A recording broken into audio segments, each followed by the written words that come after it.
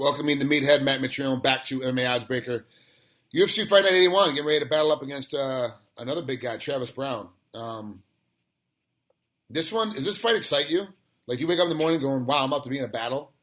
Yeah, for sure it does, man. This is one I've been asking for. I feel like throughout my career, I've had all my ups and downs in front of however many million people. I've cut my teeth in front of them all, but I feel like I've constantly wanted the one thing that was really going to test me. And Ben Rothwell could have been that guy, but I kind of pissed that away. I was doing really well, and I just made a really stupid impromptu decision. But I think that I feel like I'm done making those kind of like hasty decisions that could cost me something. I feel like I've learned a little bit of patience out of this Rothwell situation, and I feel like Travis is the perfect test. Like, make me or break me. It's the last fight of my contract. I win, I have potential to make really good money. I lose, I could be by the wayside and a forgotten about name. That's kind of the way it works. Yeah, you lose this one. You're two fights in a row is a loss, and they have a habit of cutting guys starting at 2. But some guys make it through to 4 losses, and they're still around. And some guys, every time they hit 2 losses, they get cut. They come back, get 2 losses, get cut. It's kind of the individual that they're looking at. And there's a big game involved now, where it's just not about fighting. It's a lot more about entertainment. On Twitter, you entertain us, but do you feel like you're entertaining enough to the fans that they're going to want to keep you around in case you lose this next fight with Travis? I absolutely think. First of all, I don't think losing in Travis is terribly realistic. I think I'm in a very good place as far as like a matchup for him. Second of all, I feel that I put on a hell of a show. I come in, I win big or I lose big every time. I don't fight safe. I don't know how to fight safe. I go out there to win and only to win. And sometimes I lose because I try so hard to win, because I'm like, I'll just do this instead. Let's see what happens. And I think that carefree attitude is what the fans see. And I think that's the reason why I have such a good following. And I think that's also another reason why I've only been on the undercard one time. All my fights have been televised, all 13 of them. I've always been like right in the middle of the main card, not either the curtain jerker or the middle or the main event or co-main event. I'm always in there somewhere. And Joe Silva himself told me a while ago that they'd like to put me as the first fight on the main card because it brings eyes from the prelims to the main event. So or to the main card. So I know I have a place there, and I'm not worried about getting cut. Financially, like what I'm asking for, like what I think I'm worth. Hopefully hopefully the UFC sees my perspective and they agree to pony up good money. And if not, if there's another player that wants to get in the mix, hopefully they pony up. But the whole scheme of the thing is that I'm entertainment value. I know I am, it's just how can we monetize that? Put a number on it and make sure that I'm happy and they're happy getting the product that they get. Well, Travis, on the other end, your opponent Travis Browne, he's got monetary value as well from entertainment value. He's entertaining, but only in his fights. Like, he doesn't talk that much outside the realm. He doesn't really do much, talking or being controversial on social media. But that fight with Andrei Arlovski, his last fight out, was amazingly entertaining, was incredible, and he ends up losing at the end of it. Now that Andrei has just fought again and lost since that fight, I know you looked at the Travis Browne Andrei Arlovski fight. Now you see Andrei lose, okay, and you're like, what does it change your attitude of what you saw come out of the Travis Browne Arlovski fight from a standpoint where you're looking at him as an opponent? No, and I don't, simply for one primary reason. You understand this, is that they're good friends. So like that doesn't, it's a misnomer. Like you can come out, you can see what happens, but they care about each other, and so like most of the time you're gonna want to just let them fly, man. Like I couldn't do that against Brendan, but apparently those two could do that against each other, and and that's kind of the way it turned out. So I think you take that one and you throw it out with everything else, with all the bathwater, and then you look at all the other fights that he's had and you address those. But that's the thing, like since he lost to Bigfoot, he hasn't been trying to fight overly athletic and overly nimble. He's kind of changed his style there. And I think that was, if I'm not mistaken, I think that was his last fight with Jackson and Winklejohn. And then I think he moved out after that, maybe possibly. I think so. I think after that he moved to LA and started training. Yeah. And then he beat Brendan, and then he lost to Verdum, and then he lost to Arlovski. Is that right? Hold on. You know what? I can check my notes because I have it up. He went to, let's see, loses to Silva. He beats Gonzaga, beats Overeem, beats Barnett, loses to Verdum, beats Brennan, loses to Arlovski. Okay, that's what and it was. Silva. That's the rotation. And yeah, that's a pretty good run. I mean, let's be honest. It's not like he's fighting scrubs, any of those guys. And obviously now Verdum is the champ, and Orlovsky was on his way to the hunt, to being in the game and get starched. So he's been battling against guys who are really good. But you take the Orlovsky fight out of there, he's only got 2 losses then at that point. And obviously it becomes a very, very tough opponent and very, very good. But you're super confident going into this fight. Yeah. Looking at his record, you're like, wow, this guy's battled some tough guys. He's beat a lot of really tough guys.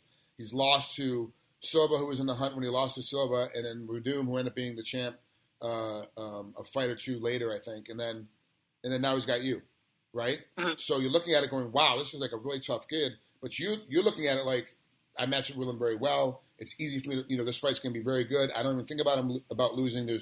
That's not the option. Like, I'm going to go out there and win this fight. What do you see that I don't see at home, or what the other folks at home don't see? Like, what do you see in this matchup that gives you that kind of confidence? Well, I'm totally different than every other heavyweight, right? Like the way I fight, the way I present myself, the way I use my attributes are totally different. So I'm a different piece of the puzzle. And the thing is like most heavyweights, most heavyweights are either going to be stand right in front of you and let them fly, or and a guy like Josh or even Gonzaga, they're going to be more ground guys. So they're going to try to get you to the ground, cane, get you to the ground and wear you down there or submit you. So I'm a different situation in which I'm highly mobile. I've got a substantial amount of power, and I'm quick, and I'm very unconventional. So I think that really presents a very unique situation to anybody, especially with somebody who prides himself on being athletic also. And I think that will really throw him a hitch in the giddy up to have to fight somebody that's more athletic than he is, that's more nimble than he is, and has got a very considerable amount of power. And I think that's what will really match up difficult with him. Because I think it'll be difficult for his ego to handle to where he can't outplay me like that. And then he'll have to have a little bit of a different approach to the fight. And I think that'll be the interesting part of the fight. And that's what I see. He comes in heavy and hard. He comes in strong. He comes in great shape. He relies on his punching power a little bit more than he really should. He doesn't like pepper you with stiff jabs to try to keep you guessing. Every punch he throws is extremely hard. And when someone throws extremely hard punches at you every single fight, every single punch, every single minute of the round, you know it's coming. You know that every punch is going to hurt and be hard, so your defense is going to be a little bit stronger. But most people don't realize you've been working really hard on your ground game too. So this thing gets to the ground, it doesn't matter so much for you. It matters a lot for Travis. I used to. You personally know how much time I put in with Coach Neal and with everybody that I work with, whether that's Bobbick or Coach Greg Jones or Coach Tom Erickson. I put in so much time on the ground, and I've lost twice due to submission because I gave my neck up and I did something stupid each time. And but I still feel that I can grapple with whoever. Like, I mean, obviously, like me grappling with Verdum is probably not a really good decision. Me grappling with Gonzaga, probably not a good decision. But like me grappling with pretty much whoever else, if I, like when I grappled when I got submitted by Brendan, I got up from the bottom. I got up easily. I just for some reason decided to put an arm down like I was going to go in for a single, and I got caught in the darts, which is what we knew we wanted to do. I just did something stupid. So like I feel like I'm sufficient enough and capable to do whatever I need to do to protect myself or get up off the ground or even catch a submission. I just haven't shown it. So now it's the point now where it's like. Fuck it. Like, why even worry about it? Why even try to show something that I know I've got? If it comes down to it, cool, then I'll grapple or I'll get my ass up off the ground. But if it doesn't, then be patient. Like I was smoking Ben Rothwell on his feet. Everything I threw was touching him in his face, and he was getting red. He was getting frustrated. He didn't know what to do with himself, right? And he was backtracking. Ben never goes backwards, and I had Ben going backwards. So all I have to do is think about that situation and be like, calm down. Who cares what you're doing to him right now? Like, don't get too big. Don't get too big for your britches. Slow down. Keep touching them up and let this shit last. Whether I knock them out or I win by decision, I'm still winning because I'm still touching them up all damn day. So that's my point. Like that's something I need to learn for myself, and just patience. Like when it's time to close the distance, close the distance. I don't need to jump all the way across the cage to do it. I can do it with small steps and keep equal pressure. And I think that's the big thing. Once I start touching people, they're going to start running. They're going to start putting space between me and them, and they're going to start looking to dive in on my waist to try to get a body lock. I know that. That's what they're going to try to do because they feel like that's my weakness. If they can outlast my pressure and my power, then they can get a chance to get a hold of me until I make a mistake, and then I can give them the fight. And that's the game plan to beat me. I know that. I've known that for a little while. So now it's time to just make sure I've learned that enough to address it during a fight. What's it like training down in Florida for you right now? How's the team doing? Dude, it's great, man. You know, there's all the stuff about the Blackzilians closing. That came about from one dude who started opening his mouth up because he was upset that something didn't go his way, or a couple different things didn't go his way. He was upset about something, so he started bumping his gums and threw a hitch in the giddy up, threw a little bit of a wrench and stuff. But I think once we all kind of put it together, like, okay, this is where this all stemmed from, blah blah blah. Then we're all like, whoever you're, it's time for you to go, guy. And that's pretty much what the situation was. But now, like, you know, we've got a damn good team. Everybody's got each other's back. And I've got Coach Neil down here. We've got Bobik, who was Overeem wrestling coach, is a damn good, Greco guy. We've got Coach Greg, who's a good mat wrestler. We've got Henry and, whoever else. So everything's good. As far as my team, I had Struve. I had, a guy named Steve who's 6'8", come in, real long fella, good fighter, fun to play around with. We got Linton Vassell from Bellator. We've had a couple different guys that are 6'7", 6'8", 6'5.5". So and it's good because they're all different ranges, and they fight differently. And I found a couple times like I was getting stuck with a couple more jabs than I should have been getting stuck with. And okay, how do I address that? And then like the first time I sparred them, I kind of got ate up because it was almost like a boxing match, like, as well as I do. If you're an MMA guy and you go out to box a boxer, not kicking or taking down, you're probably gonna get your ass kicked for the most part because their angles and how they work a little bit differently. So, I had to kind of realize, okay, this is what was going on here. And I had to change my approach and then had to start to boxing a boxer versus MMA fighting a boxer who just couldn't kick.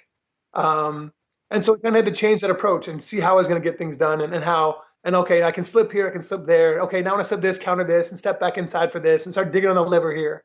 And I really found that out. And so it was a really good thing for me to have longer, tall bodies with long arms, with nice, quick hands that could piece me up a little bit at times and be like, okay, this is what I need to learn here. This is what I'm working at. And if I'm going to go against a guy who throws kicks every once in a while, throws some up kicks, throws some front kicks, throws a couple low kicks and high kicks, but primarily wants to live off his jab and is really long too, well, then now I've got a pretty good feel for that. And I feel like I'm prepared for that. All right. How's Glenn's health? Because I know for a while they had a little bit of a health scare and caused some things to happen, some things to change. So how's his health doing as far as you know? Man, I'll tell you what. That dude had some real serious work going on. I think he had 7 surgeries. I mean, that guy had some real work, man. He's good. He's lost a considerable amount of weight. He's put some back on, which is good for him because he was like a skeleton for a bit. But I think that he feels healthier now than he's felt in quite a while. And I think that a lot of this quite genuinely kind of came on out of nowhere. Like, he wasn't living a terribly healthy lifestyle, but I think it really kind of kicked him in his nuts and was like, holy shit, this out of nowhere, this thing could happen this fast. And all these complications, all these things came up and got him. And I think from that, he's really kind of changed his lifestyle. And really, I think from the outside looking in, he has really dealt well with eliminating a lot of the stressors and concerns that he had before that were really consuming him and becoming, what's the word I'm looking for? Just overall, like, very, very caustic to his health. Okay. So now that he's back and he's okay and he's putting some weight back on, did it change from when he was in the hospital to when he's out, the attitude of the room? Yeah, I think it did. That's interesting because I haven't thought about it until you just brought it up. But yeah, I would think it. I think it has. I think I think the fact that went through so much didn't think of that damn thing. The dude, the parasitic dude I was telling you about before, that kind of wasn't very happy. That dude actually tried to approach him in a situation when he's in the hospital, on his damn deathbed, talking about, hey, I'm looking for this, this, and this. Like, do you fucking parasite guy? Like, get it before you get spit on, Like, it's in your place now. And you've run your way through. And kind of seeing that stuff, it's really, I think a lot of people saw what he went through and how, and how he really tried to change his life up. And I think some people get some inspiration out of that. Wow, that's good. It's good to hear that he's back, and I'm glad you're doing so well down there at the Blackzilians. Finally found a spot you can stay put and have all your coaches be in one place instead of you having to travel all over the country. Travel around, man. And having, like, like not to say that like, that like George Santiago was the grappling coach here before, like not say that he wasn't a damn good coach. But Coach Neal is my guy. Coach Neal's been my guy for last 4 or 5 years, and like he split off and he was training with Travis and whatever else, and where there's some, incestuous stuff there, whatever else. But like I have a comfort level with Coach Neal that I don't have with anybody else, especially on the ground. And I trust him, and I trust him to fold me up like a pretzel and genuinely tell me, hey, look, dude, this is what you're not doing, and this is why you're sucking right now. And I can take that with a grain of salt, and I know that it's coming from a good place with him, And when he tells me, hey, we're going to grapple tomorrow, make sure you wear something nice, I know what I'm going for. Yeah. Yep, I hate those are the worst words you can ever hear from that guy. Oh, man. All right, Matt, thanks so much for coming on here, man. Have a great rest of your training camp, and we'll see you soon, bud. Most def. Take it easy, buddy.